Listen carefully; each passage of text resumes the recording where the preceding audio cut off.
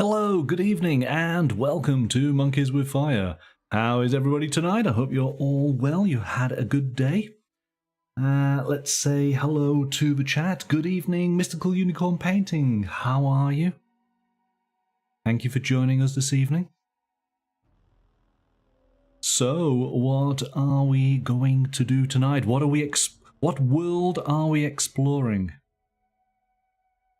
We are going to be taking a look at the just released today Blade Runner the role-playing game from Free League Publishing. If you are a child of the 80s, you may be very familiar with this movie and potentially the book where it was came from. So I am looking forward to taking a look, flicking through the pages, sharing the game with you. So, Mystical, oh, your hubby will like this one. Yes, I'm sure a lot of people's partners will probably enjoy this game. And a great thing about role-playing games is even if it's not something necessarily you may manage to get to sort of sit down and play, exploring the book is a huge amount of fun if you are a fan of the subject material. And Blade Runner is, of course, an iconic movie. I think most people have seen it, haven't we? Hey, so let's take a look. Let's delve a little bit deeper into the world of Blade Runner. But before I do that, a disclaimer that I seem to do on these videos. I am not an experienced roleplay gamer or games master. I played role-playing games when I was back at college, so it has been some time. I am looking to get back into it, and so this was the sort of the inspiration of doing this series of videos for people who, maybe like myself, did play in the past but are not sure what games are available currently. Obviously, Dungeons & Dragons is still going strong, but there are so many other games out there. So I'm taking a look at this particular game from a very novice beginner standpoint. I can't really comment on the mechanics, how good or bad they may be. I'm sure there will be plenty of other voices out there on the internet who can offer that insight, but I'm going to be looking at this from a pure beginner's point of view. Does it kind of click with me as far as what I'm looking for from a Blade Runner style of game? So there we go. Caveat to one side. Let's take a look.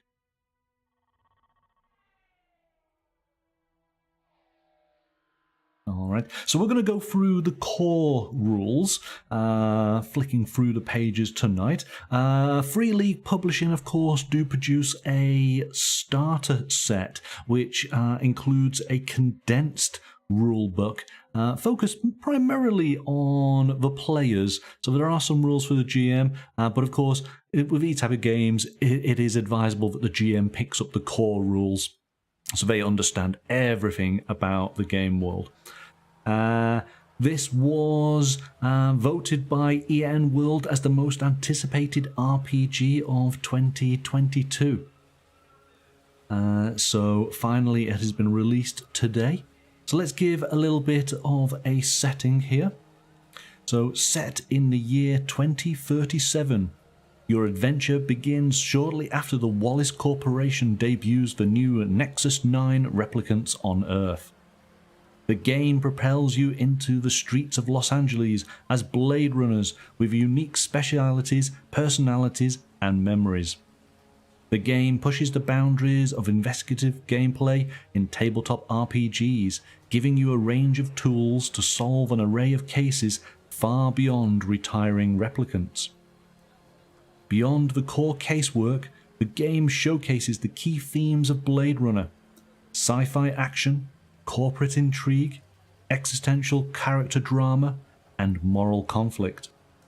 It challenges you to question your friends, empathize with your enemies, and explore explore the poisons and preservance of hope and humanity during inhumane times. Okay. That sounds exciting. For those of you who are familiar, the game is based on Free League's Year Zero engine, which has been used in the award-winning games of the Alien RPG, Vaesen Nordic Horror Role-Playing, Tales from the Loop, and Forbidden Lands, but it has been developed and uniquely tailored for the world of Blade Runner. So, as it says, if you are familiar with those games, you will probably have a good understanding of the main framework of how this game works, and then it's for you to sort of discover the unique elements to it, which make it suited to the Blade Runner world. All right, let's take a look then. So let's make sure everything works. And straight away, we are presented with this wonderful map, which is part of the starter set. This full colour map of Los Angeles and the surrounding area. Because it does cover more than just LA. And of course, when you sort of look at this, you start thinking of those wonderful sequences of the flying cars going over those pyramid structures and the flames bursting from vents. So there we go. So we will find out more about the various sectors as we go through. But I like a good map.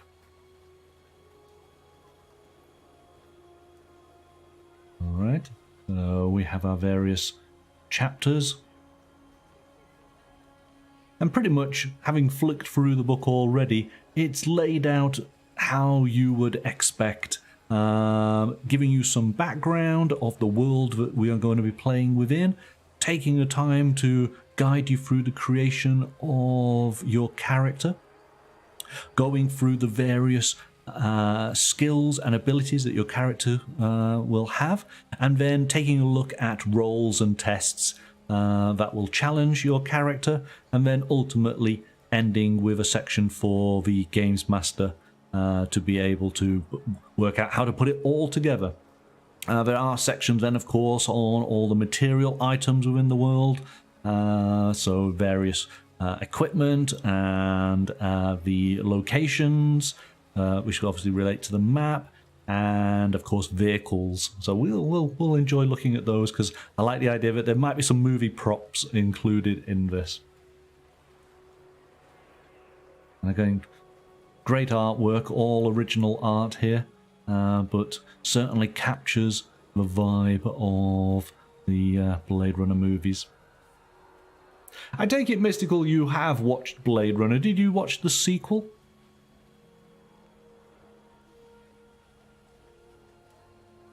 So it starts off here basically giving a little bit of setting so we can understand about the world of Blade Runner. Of course, we have imagery, having watched the movies. We have a basic idea, but this goes into so much more detail. Talks about the rise of the megacorporations, and of course then the decline of Earth.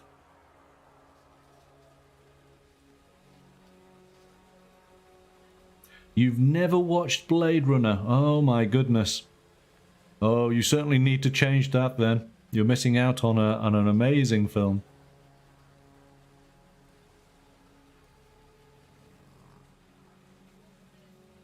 You haven't seen the first one. Oh no.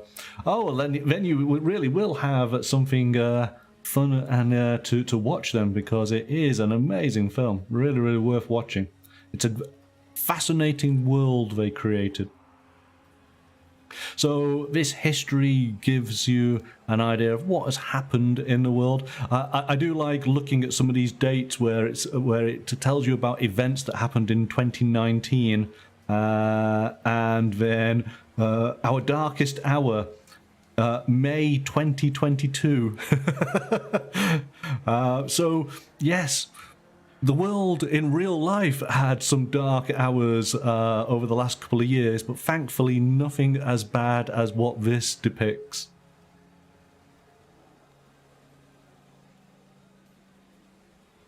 Good evening, Dibstaru. I hope I am saying that correctly. Welcome to the channel. We're just starting to flick through the pages of Blade Runner, the role-playing game from Free League Publishing.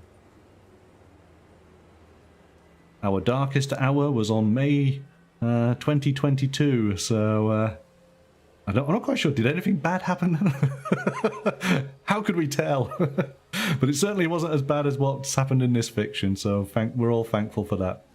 And it gives us a timeline there, so we can take a look and we can see. And essentially it is the rise of the corporations, the decline of Earth, and the I think we do have the introduction then of replicants, which do take over many of the, I suppose, more menial jobs, but it does cause a disparity between humankind and synthetic kind.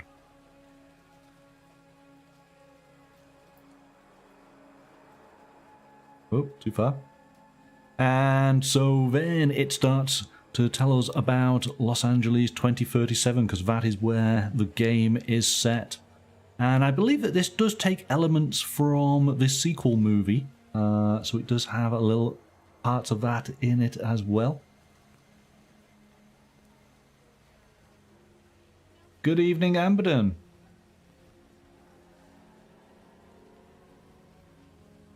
And then it explains about being an actual Blade Runner. So a Blade Runner is basically a police officer who has the task of locating and detecting replicants who are basically either illegally in the Los Angeles area.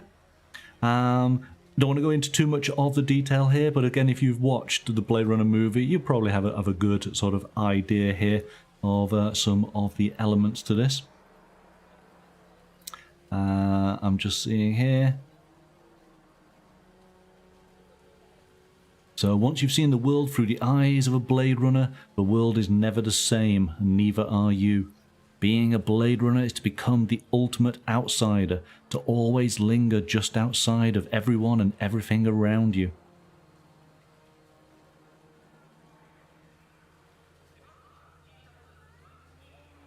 When you must stop being that friend or faceless stranger and do the job that you can never stop doing. Wow. Okay, there's a lot of deep reading here. So, but this is where things start to get interesting, because it does then talk a little bit about humans, and then it does talk about replicants. Replicants are synthetic people that have been created to assist. But we're in a time where we actually have replicant Blade Runners, which is interesting, and won't want to ruin too much of if Mystical, if you haven't seen the movies, we won't dwell on that. But if you have seen the movies, then you'll probably understand this link. So that's interesting. But here we go. It starts to then tell us about the key themes to the game. I like how these rule books do break this down. So, sci-fi action, a hot pursuit down a neon-lit alleyway, a high-speed spinner chase, a shootout on the rooftops, a brawl on a nightclub row. Though not all conflicts end in blood, the Blade Runner experience wouldn't be complete without high-stakes action, thrilling pursuits, and gunshots ringing out in the neon-drenched night. Character drama. No matter how vast and awe-inspiring the world, your perspective is always grounded in compelling and relatable human drama.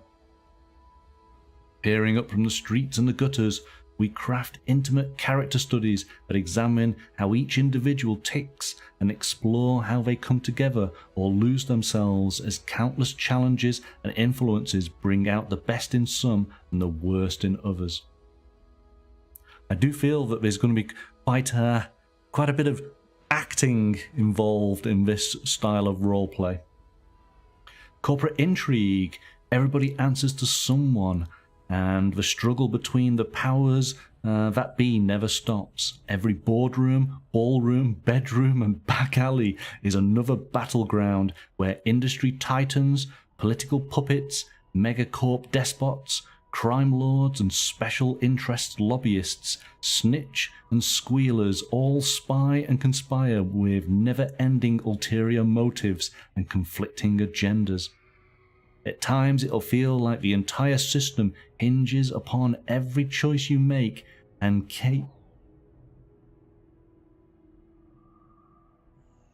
in case you break, with fierce allies and antagonists alike ready to bribe or backstab you at every turn. Okay, so you've always got to be looking over your back. So even though you've got a case to do, there's so many other things that you must be considering.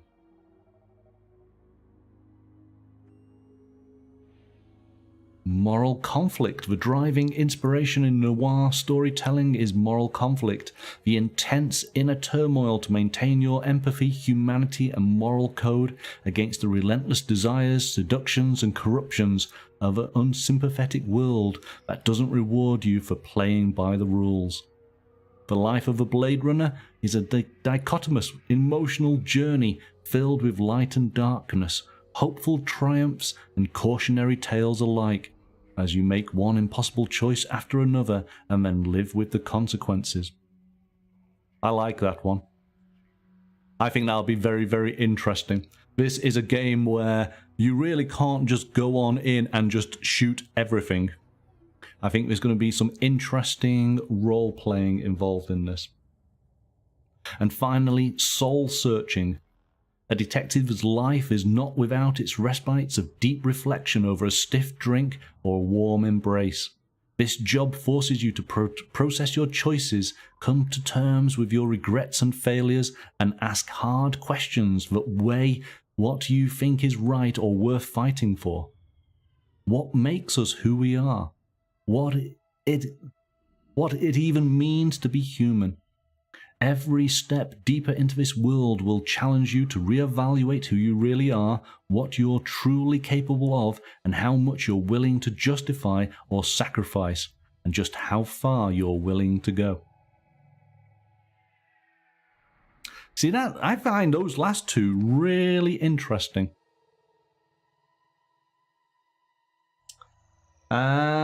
Necromantic DM, thank you for joining us. Welcome. Reminds me of the original Vampire the Masquerade first edition. The main themes of the game was keeping your humanity while being a blood-drinking vampire.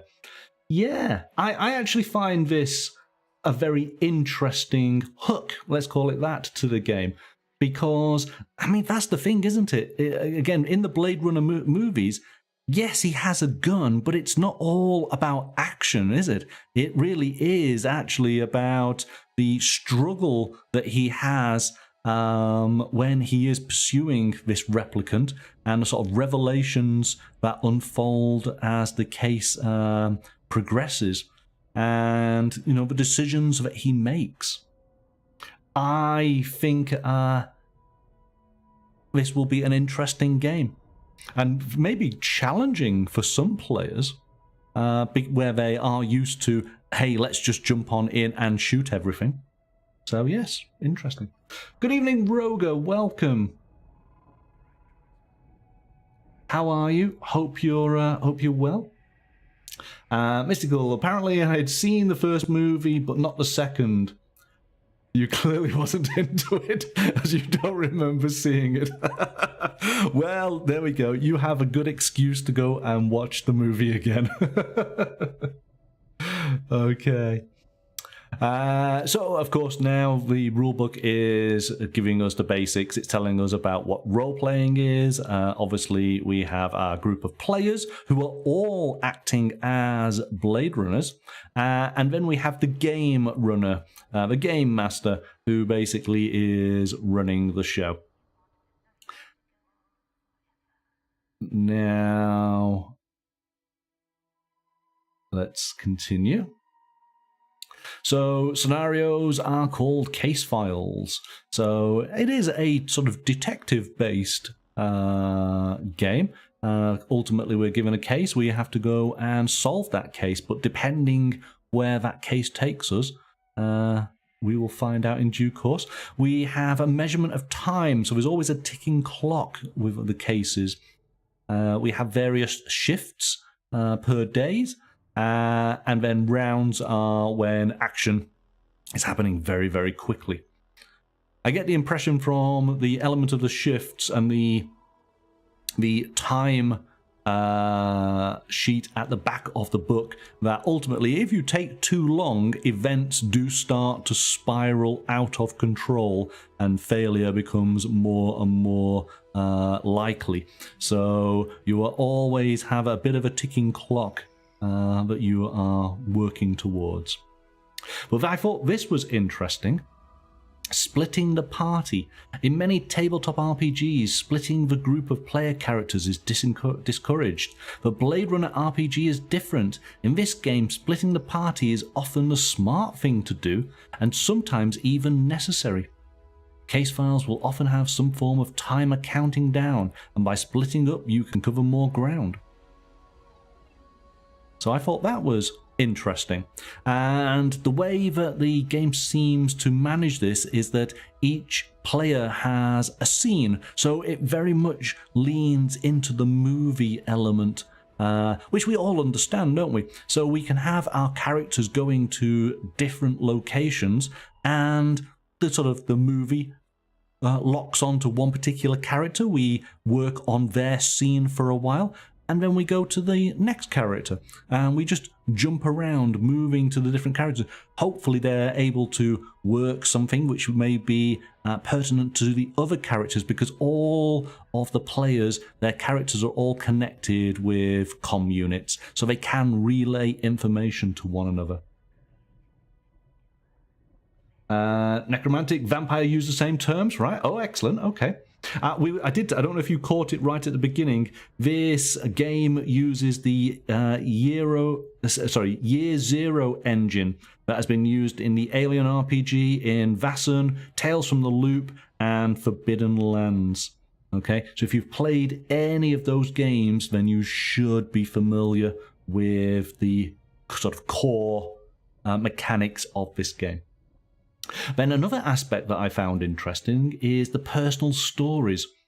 So you're a Blade Runner, but you're also an individual with personal drives, memories, and relationships. You can't be on the clock all the time. During downtime, which is typically at least one shift per day, you can rest at your home, hit a club, get drunk, or do whatever you need to do to clear your head and reset your system. Downtime recovers stress and damage, but also lets you explore your character's personal issues in more depth. During downtime, you can play out downtime events, which often relate to your memories and relationships. And again, this is an interesting element which it seems quite unique to Blade Runner. We'll go into a little bit of more detail on that as we progress.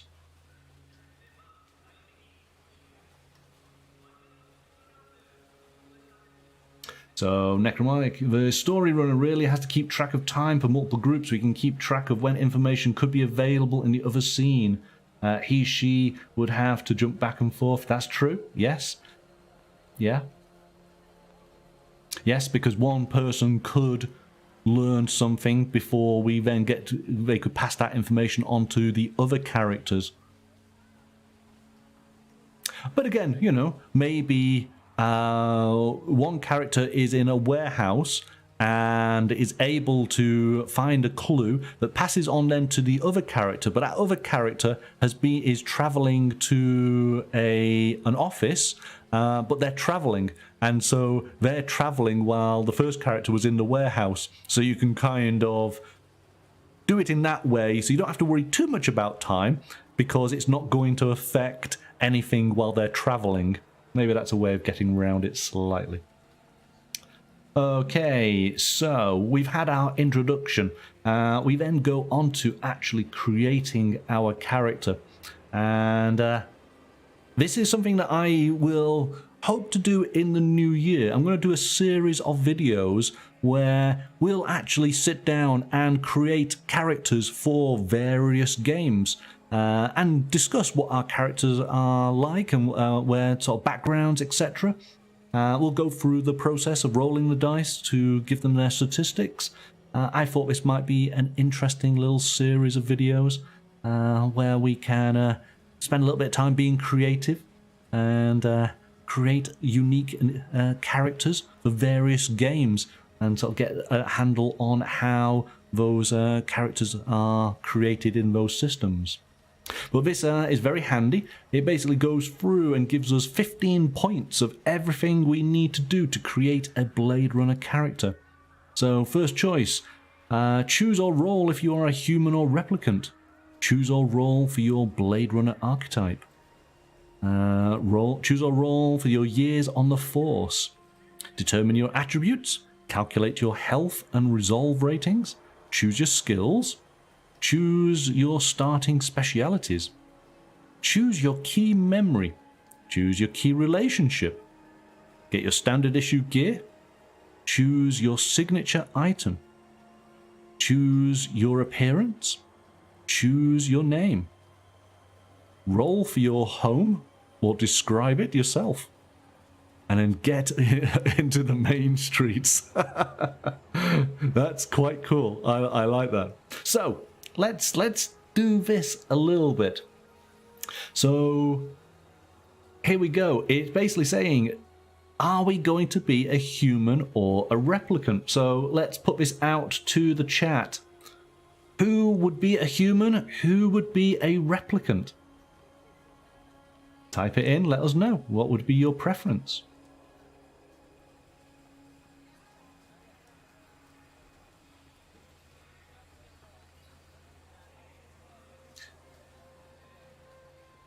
So it's saying here,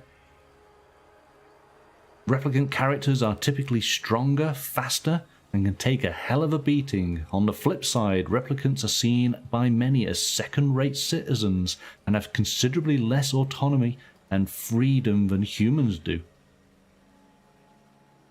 So Roger, you'd be a human.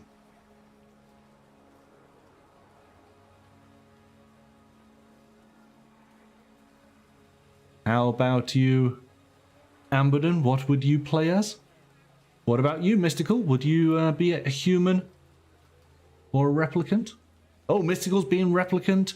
Necromantic is being human. Well, this is it. The game does need a mixed group, so it's good that we've got a couple of humans there and we have a replicant. That's good. Okay, it then goes through the different archetype, and we'll sort of skim through these later on.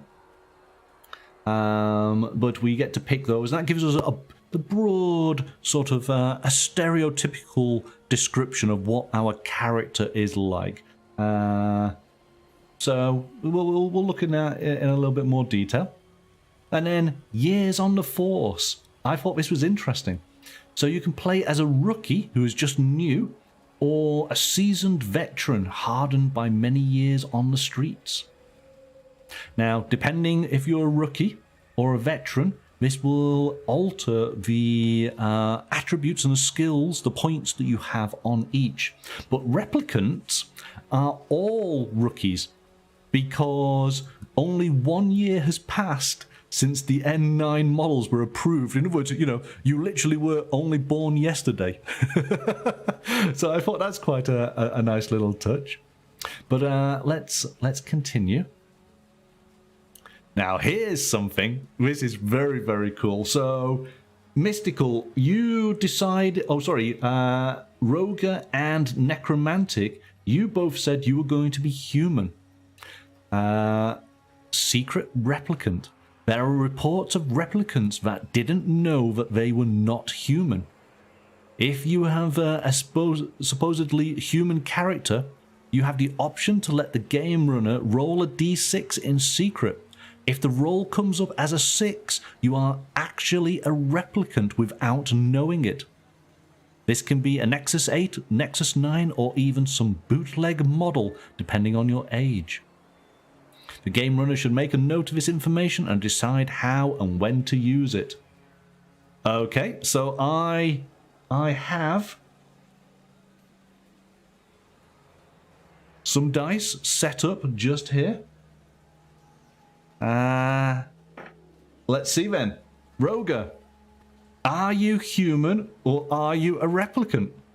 Let's find out. Oh, okay.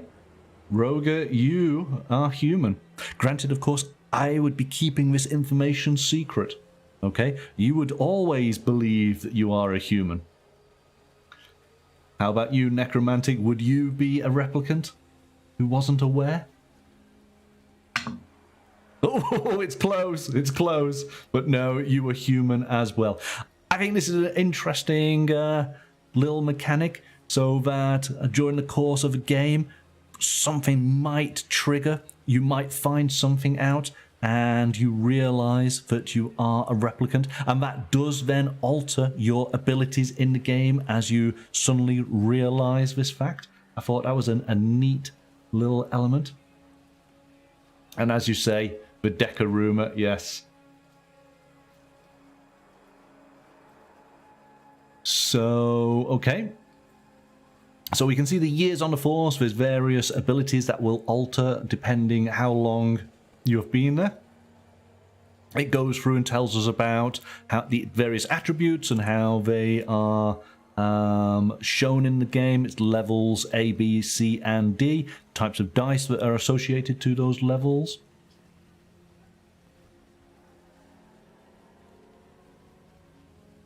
This is giving you Westworld vibes.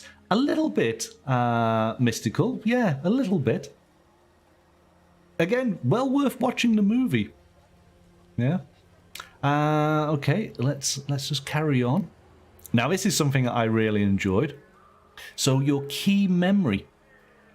Your memories are an essential part of who you are, no matter if they are real or artificially engineered. Each player character in the Blade Runner RPG has a key memory of some defining event in the past, whether it's your own, someone else's, or a complete fiction designed in a memory lab.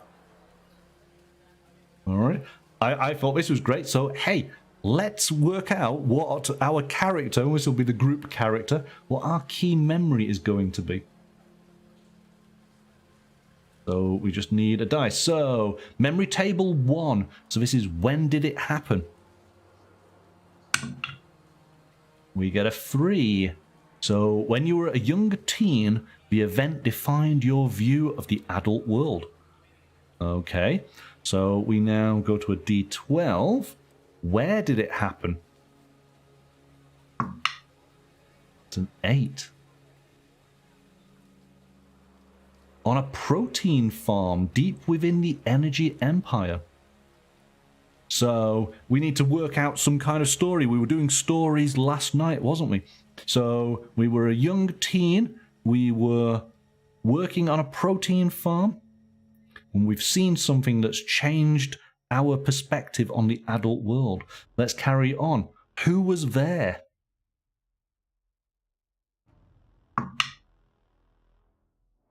Is that a 6? I'm going to go with a 6 on that. An LAPD cop. Okay. Is maybe this memory, is this the reason why we joined the LAPD to become a Blade Runner? All right. Let's see what happened on this farm with this cop. An 11. You suffered a moment of weakness. Oh, okay. Interesting. We've got another table to roll. And so, how did it make you feel, this moment of weakness? It's an 8. Bold.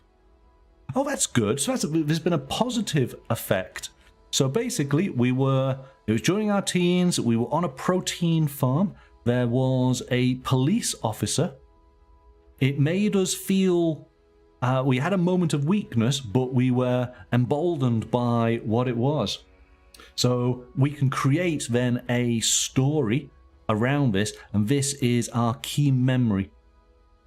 And this is something that in the game, that when we are able to sort of revisit this memory, we do get points. This is us sort of acknowledging our humanity. So, interesting element to the game there. Another part is the key relationship. And again, we do a similar set of tests here. So, our relationship is with an old friend. And our relationship with them is distant. Somebody we've known in the past. Maybe we knew them on the protein farm. What's going on? 7. You constantly disappoint them. Oh, goodness me. Oh, no. Okay, so we have an old friend who we are now distant of because, well, we just constantly disappointed them. Maybe we promised to hang out with them and we just kept on letting them down. Oh, yes. Been there. Okay. So we have to have our gear. No, you cannot have a glitter bomb, Sarah. But let's find out. Now, your signature item, and again, I thought this was quite a cool little feature. Because, obviously, if you watch the film, a couple of characters have a sort of a signature item that they relate to. So let's just take a look here. Let's see what we've got. A 12, a tombstone. Oh, the person we keep on letting down, who is distant. Let's hope that they are not associated with the tombstone. This has become a very dark story very quickly. Okay, so we then get our standard issue gear, which is our badge and our PKD blaster. We have our knowledge integration assistant and our detective special spinner. As it points out, this game is not about acquiring gear and loot. We just use what we need to do our job. And then we can take a moment to describe our appearance, give ourselves a name, and then determine where our home is. So let's just do a roll for that. You can, of course, choose it if you want, but we'll do a roll. What do we get? A 10 in the serene luxury penthouse hotel suite in the financial district. I think we're not doing too badly. Maybe we're getting paid a little bit too much for a Blade Runner. Or maybe we are skimming some of, the money that we managed to collect from various crime scenes. Maybe we're taking a cut from that. So I think, if I'm right, go this way. It'll start telling us about promotion points and humanity points, which is essentially your character's experience at the end of a scenario. Depending how you play, you'll be rewarded these points, and that allows you to improve your character for subsequent case files. And so here we go. These are the archetypes. And this gives you a broad overview of what your character type might be. Gives us some key attributes, key skills, gives us some idea of their appearance, their specialities, and some suggestion names. All right, so we have the analyst. the city speaker. Doxy. Now the doxy can only be a replicant. It's specific to that type, so the humans cannot be the doxy character. The enforcer. So this, I'm taking this as being the true Decker character type for those who want to play as that. Mystical, are you saying you'd be the doxy?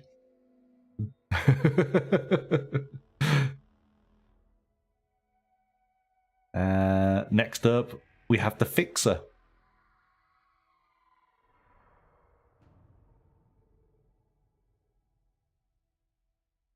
And then inspector.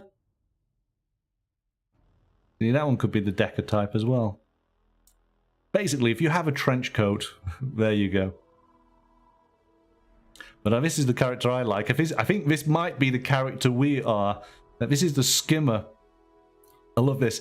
Everybody you know knows that you're more kipple than cop. There's so much dirt under your nails, getting it clean is an act of futility. So you have been you've been skimming off the top for years and years and years. I like how this character could be. And of course, the archetype is one of the first elements that you would pick is your character. So you can work in everything else to sort of fit that and have some fun with it.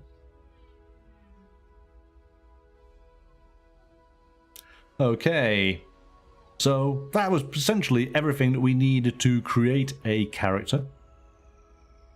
The main parts of it, so when it goes through skills, the core skills, talking about actually the rolling of dice, basically success rolls, opposed rolls, group rolls.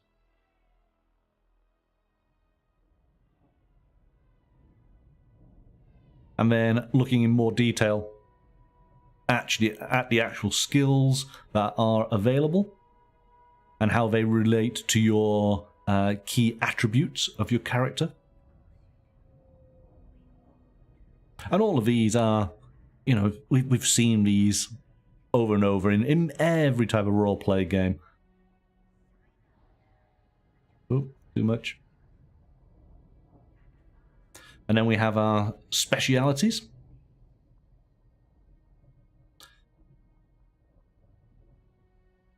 I like this. Your speciality is origami. You can fold a mean origami figure. This takes a few minutes and heals 1 point of stress, but can only be done once per shift. I like the idea of this character just leaving little origami figures all the way through the adventure. You need to collect them all. You get bonus points for doing so.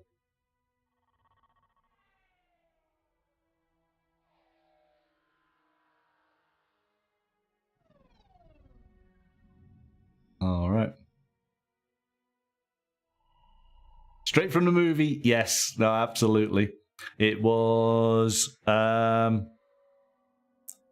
gosh, it's Edward something, isn't it? Come on, come on, it's Commander Adama. I'm merging two franchises here, but I can do that. Can anybody tell me what's the name of the actor? He's such a cool actor.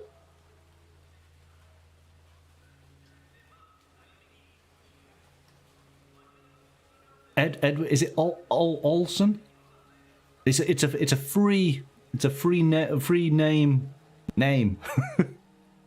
It's not Johnny Depp.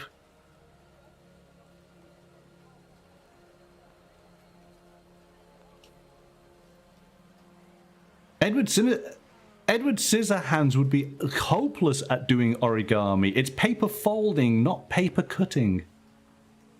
Unbelievable.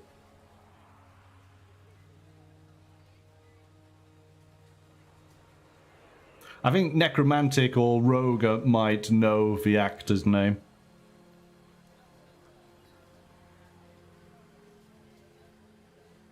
Anyway, so combat and chases. Wake up, time to die.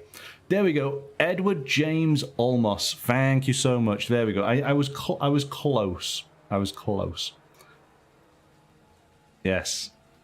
The man with the origami. Okay, so this is basically going through all of the action sequences within the game, giving you an idea of lines of sight and the zones where you are fighting within, whether that's being just in a room or within across the street. So all these can have an effect as far as the range for your various weapons or what you're doing, your initiative and rounds, how fast you're able to react to the different events. Of course, combat typically is happening in seconds, isn't it? Whereas your shift is several hours worth. And that's where the game splits. But the shift is the exploration, investigative side of the game. And your rounds are very much your combat and chase sequences. Oh. We've got actions and movements. So we've got free actions, we've got movement and ambush. Going on to close combat and range combat. Again, everything you would expect. So here we go. Broken by damage. So if you drop to 0 health, you are broken by damage. This means you fall down and are taken out of action.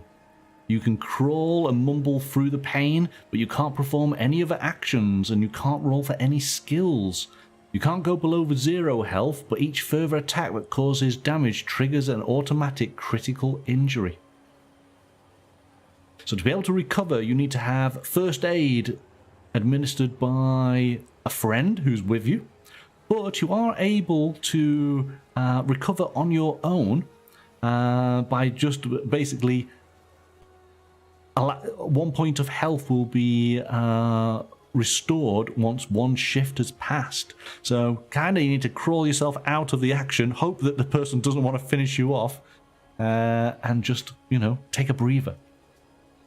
But this is where we have the downtime. I've spoke about the downtime quite a few times already, where we step away from the case, step away from the action, and go and basically chill out and don't be a cop for a while. Reflect on the things that have happened, but it's a good opportunity for you to basically get your health back.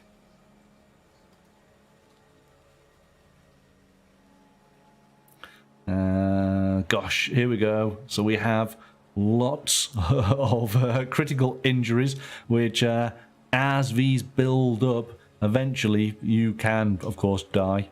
And that being the case, you would have to bring in a new character.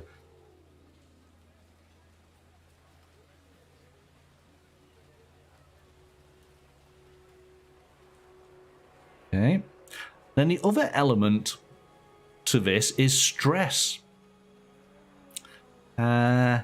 Stressful experiences such as getting shot at or witnessing harrowing scenes can temporarily put you out of action or even cause long-term psychological damage. Stress reduces your resolve, just like damage reduces your health. And you can be broken by stress.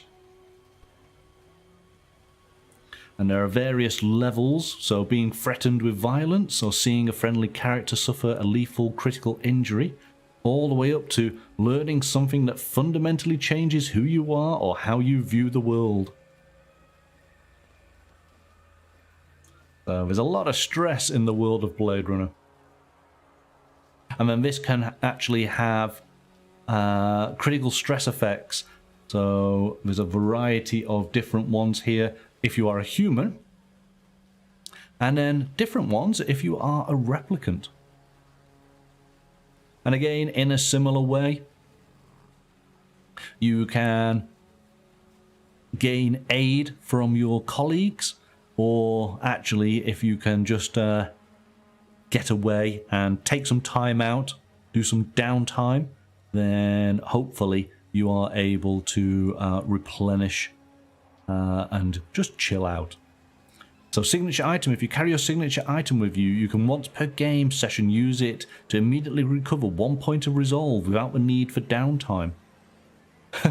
But hang on a second, our signature item was a tombstone. I'm not quite sure we'll be carrying that around with us. Maybe it's a photograph of a tombstone. Maybe we're thinking of our friend who is no longer, a distant friend. Maybe that will give us the willpower to keep going when times are hard. So we have other hazards.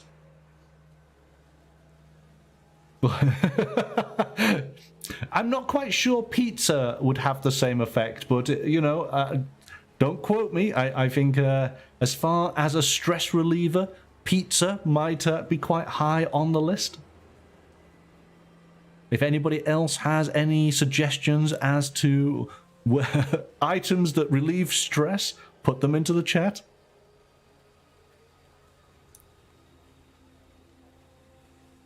There is a Tombstone brand pizza. Oh. Okay, I get it. I get it. That's cool. I don't think pizza would be on the Blade Runner's top list. Remember, there's definitely a lot of noodles in Blade Runner, so maybe it's a box of noodles. Maybe that would be a better suggestion.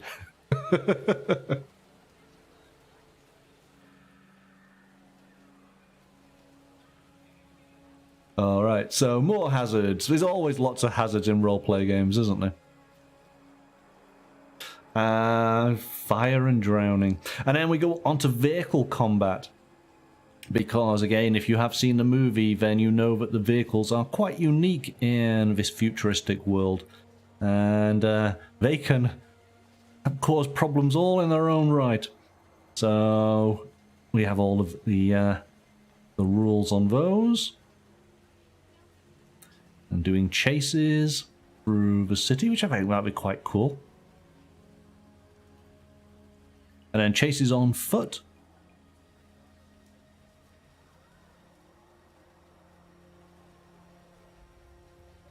Fire and drowning like they're everyday hazards. Well, they seem to be in the worlds of role-playing games. There's always rules on fire and drowning. It seems to happen a lot. Hopefully it doesn't happen, you know, too much, but yes, you've got to have those rules.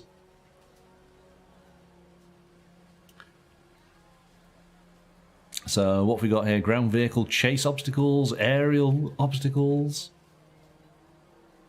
Okay.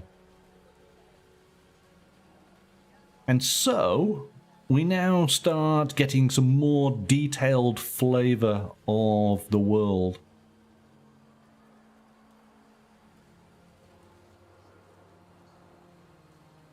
Again, just really beautiful artwork all the way through this. All original art. Looks great. And this is for, I mean, I suppose it could be for the benefits of the players, but mainly for the game runner, so that they've got a good understanding of the world when they are describing it to the players. Got the culture, the climate, law and order. You know, if you are a fan of Blade Runner, reading through this, you're going to thoroughly enjoy it.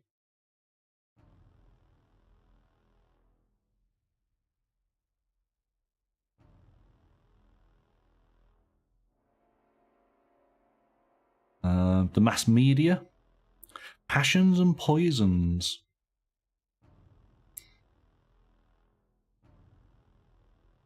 So we've got our entertainment districts, business areas, religion, politics, crime, food and drink.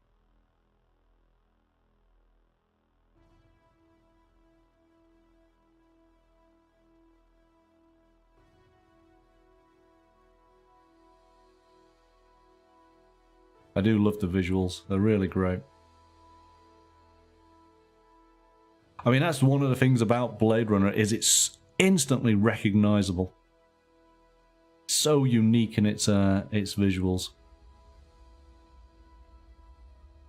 So now we're looking at the city of LA in a bit more detail.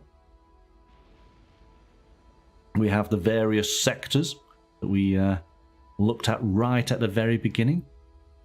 You know, the entertainment district, arts district, industrial, central, commercial, LAX spaceport.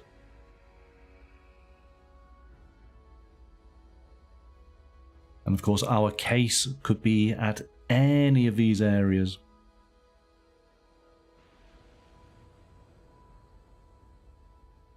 We were in the financial district, wasn't we? That's where we have managed to get our home. Let's find out a little bit more about that. But I thought this is quite cool. So here's an example of your apartment. And there's no reason why you can't design your apartment, because it is an important part of the game and for the character. This is where you spend your downtime.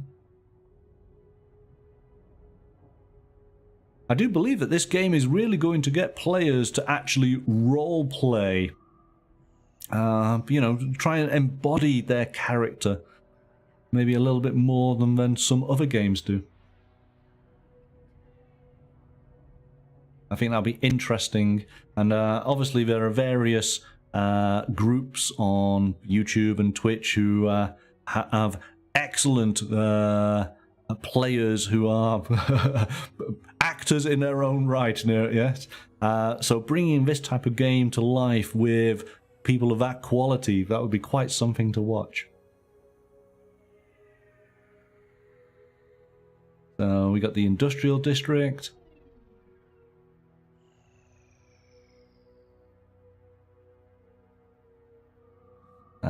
Chinatown and Hawker's Circle.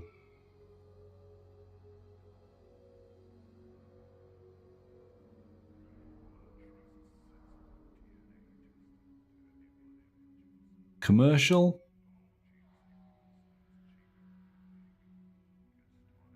Financial district.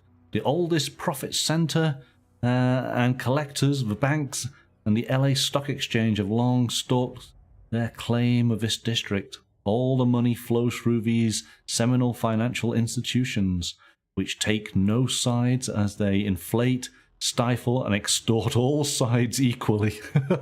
Fantastic.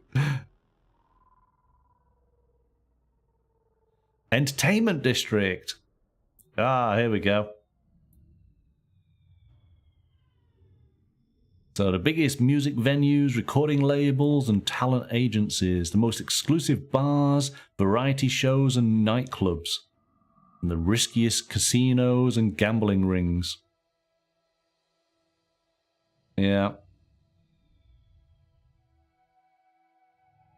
Now, so yeah, Las Vegas is gone, but its spirit lives on in Sector 1. Anything goes in the entertainment districts, infamous throughout the system.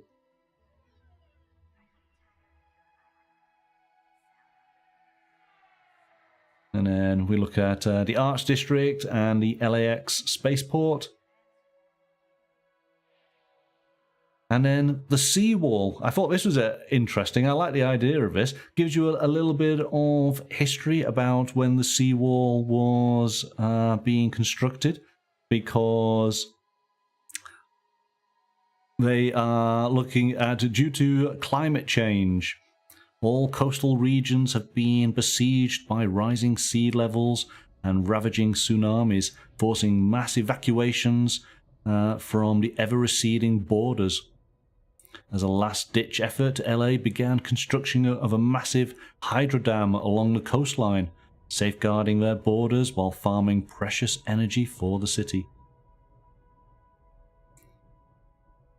This is a future that we hope will not come to pass.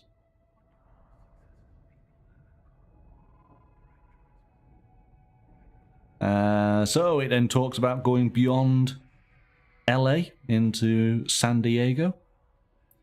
And then traveling much, much further beyond LA. And even traveling off-world. And then off-world, off-limits. Of course, if you know anything about the Blade Runner world, you'll know that essentially anybody who had cash or influence got off world while they could. So those who are left behind, the humans who are left behind, it's just because they can't afford to get off. But you can, if you are fortunate, you can try to obtain enough credits, enough money to buy your way, or maybe you get to know people that might be able to aid your application. But then you are, and I hope I get this correct, is it indentured? Is that the word? Hopefully that's right. I'm trying to find it here, because I actually saw or read something this week about exactly, here we go, indentured servants and volunteers for dangerous assignments that many fail to survive. So yes, get to pay for the rest of your life. Pay off the bill of you being off-world, but it will be the death of you. And I read something similar about our real-world aspirations to go to Mars. So that maybe something similar would occur.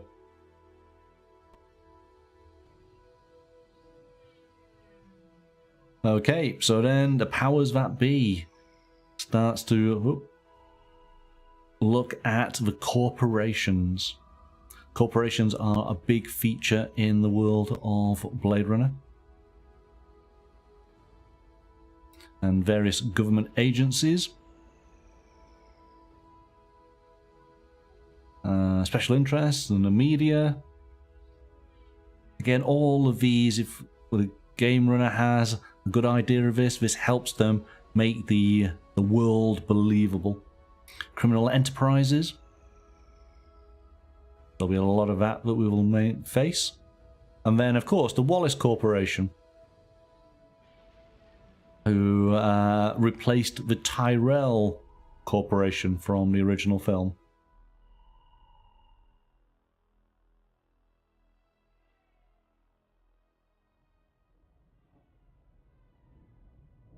And then talking about replicants, how they have been developed. In the setting of the game, we are looking at Replicants 8 and 9. The Nexus 6 were the ones that were featured in the original Blade Runner movie.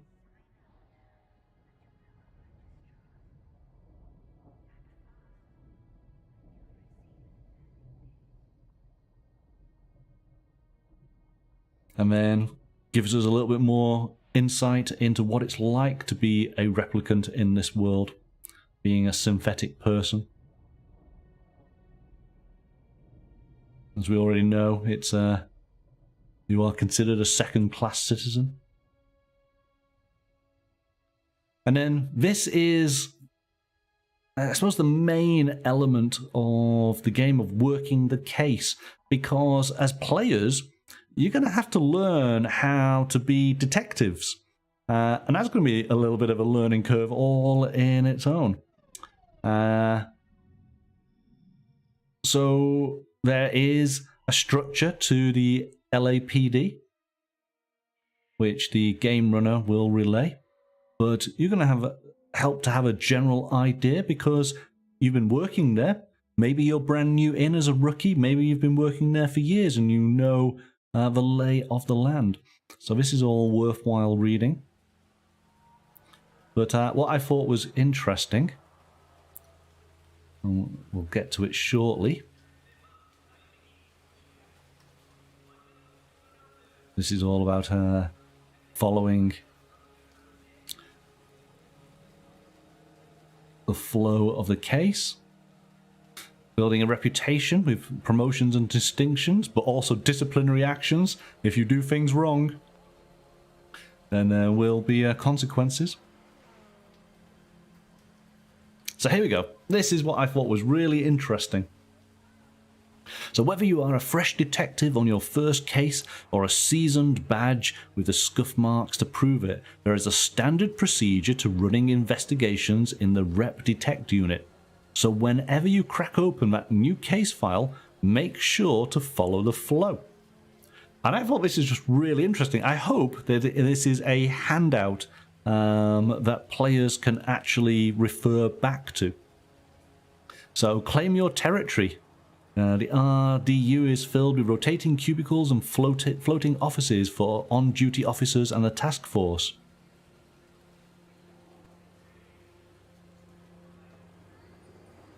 Detectives are allotted desk space whenever assigned to an active case. Ranking officers can also request single or shared offices.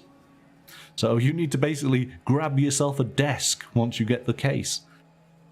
Document your facts and general questions. Each investigation starts with a series of central questions to answer. To begin, determine those main questions that demand answers. Then document the known facts, inventory any evidence, and build a list of possible leads and persons of interest. Assess what you know, and then reassess what must learnt in order to build a case and find the truth. This is really good. I like this, and having played quite a few detective games on the channel over the past years, this probably would have been a really handy document to have. This explains where we went wrong. Profile persons of interest. Build profiles with detailed histories for any persons of interest, criminal records, personal records, medical and mental health records. All of these insights can provide an invaluable window into who they are and what they're capable of. Then form a hypothesis. After assessing the situation, given the investigation a destination, someone to look into, something to prove, form a hypothesis on the most likely series of events based upon both objective facts and subjective observations and gut instincts, and start following your leads to substantiate your theories and find answers to your central questions. But remember, a good detective doesn't steamroll through an investigation with only one target in mind. Be open to new assets and information. And then building your case. Justice is won with casework and paperwork. To close a case, you must build a burden of proof. The means, the opportunity, the motive, the intent. But then these last points, maintain your cover. Blade runners are plain-clothed officers for a reason. Detectives must blend into the environment and never draw attention to themselves until the moment they're needed most. So rather than bulldoze through obstacles with badges and blasters, consider other tools and tactics at your disposal. And cover your ass. The RDU administration is adamantly opposed to any unbecoming conduct or neglecting duties during active service. We are sworn to proactively pursue and prosecute any officer that overtly and transparently breaks the rules and commits questionable, actionable offences on record. So you're really not going to be able to just kill your way through.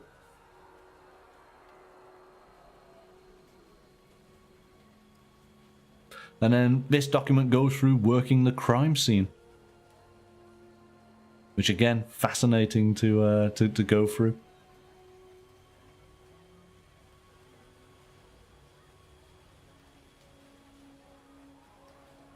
So it's good that it has these guides to help you, to give you some structure as the players, because that's the thing, isn't it? As a player, we don't really know how to investigate a case, so it's helpful that it does have it there for you. And then here we go. Here's all the fun stuff. So this is the gear that you will have access to as a Blade Runner. You got your badge, you got your knowledge integration assistant, the Voigtkampf machine for identifying replicants,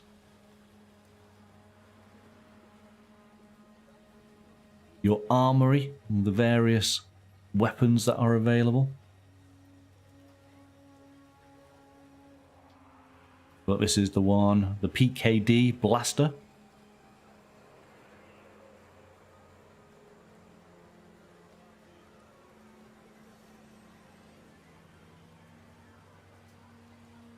There is close combat weapons, and then general tech.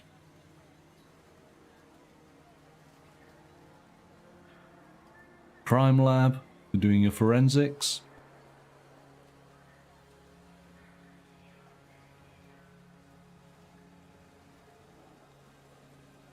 Is that digital companions, AI? And then your spinner. So this is your flying car. It is the future after all.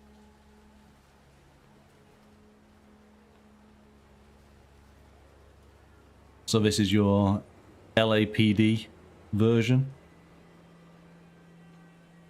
And then of course there are other types.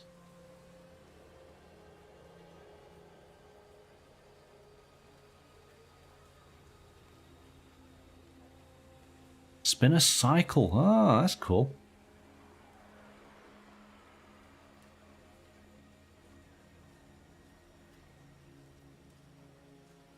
Ooh, too far. Shopping districts. And then his final chapter is for the game runner, basically going through actually how to run the case file.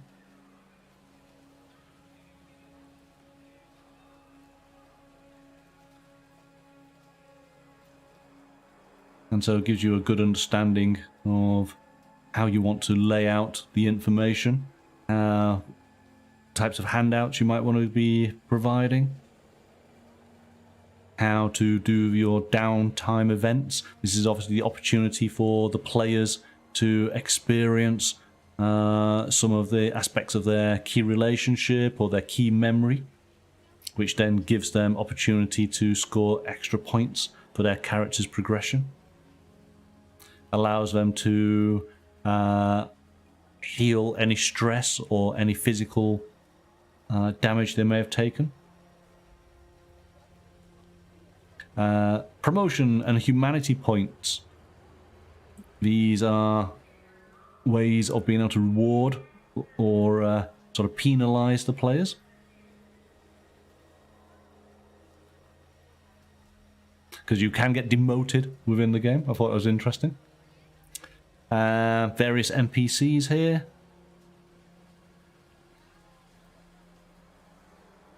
Generating case files.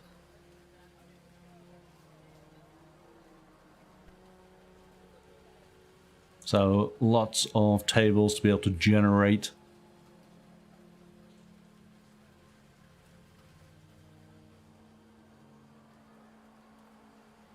And there we go. That's basically it. This is the character sheet and the time tracker. So you can keep an eye on what's happened in each of the shifts across the various days.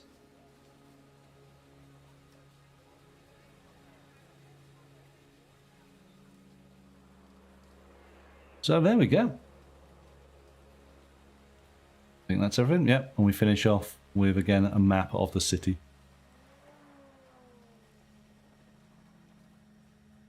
So what do you guys think? Is this are you intrigued by the game? Is this a game that you would be interested in playing?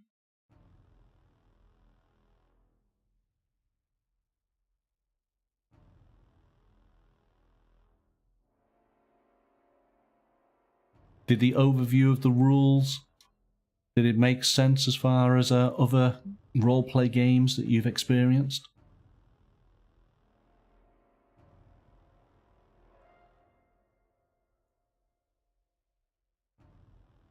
As I say, there is a starter set, and the starter set basically contains a 80-page condensed rulebook, so it's a bit easier to handle, but it also includes a 56-page booklet, Electric Dreams, the first full-length case file for Blade Runners to crack. There are 4 pre-generated characters, a huge full-color map of Los Angeles in 2037, 26 full-color evidence handouts, including crime scene photos, data files, documents, and maps. I like this. A custom manila envelope for the players to keep their evidence in. The time tracker sheet that we've just seen, already printed out for you. And then 70 high-quality custom cards for non-player characters, chase maneuvers, and obstacles. And finally, 8 engraved transparent custom die, 2 each of a D6, a D8, a D10, and a D12.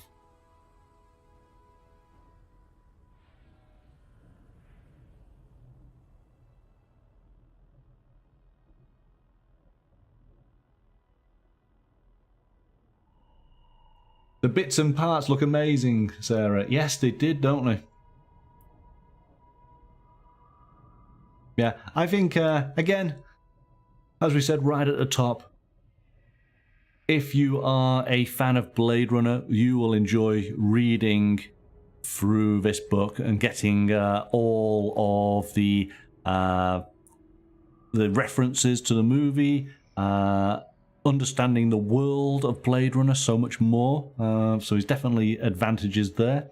But it's just a fascinating style of game, which adds just something a little bit different than others.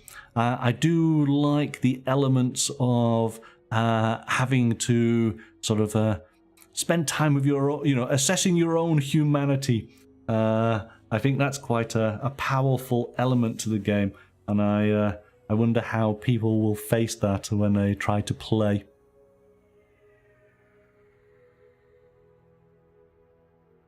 So, Necromantic, you have to have a group that likes that kind of game. I'm interested just for the background and information. Yes, again, that's what I love about roleplay games, is that even if some games you don't actually play, but you just enjoy reading through the book, reading through the scenarios and the adventures that they potentially are, because of course it fires your imagination, which is great. So this is just the start.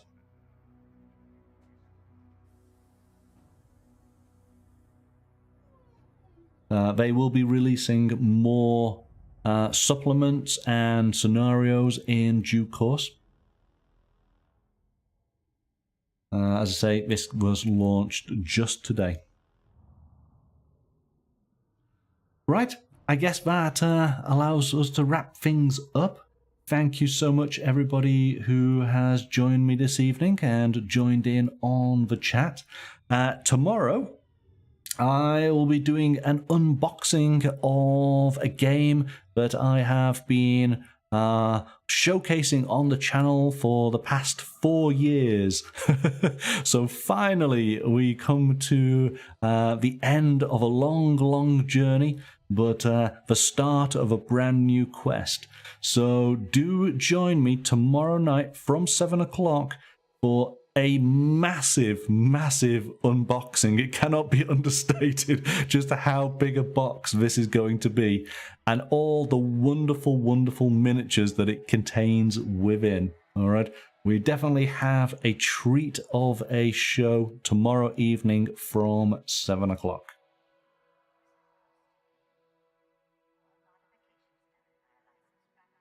But I guess that just leaves me to wish you all a good night. Enjoy the rest of your day, and look forward to seeing you tomorrow.